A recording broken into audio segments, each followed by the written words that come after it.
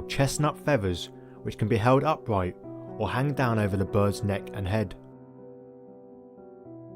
They have white throats and grey backs, and if you get a close enough view of them, they have blood red eyes. During the winter, they lose their crests and develop a drabber grey colouring. Their diet is made up completely of aquatic creatures, mainly small fish, but they will also eat amphibians and invertebrates.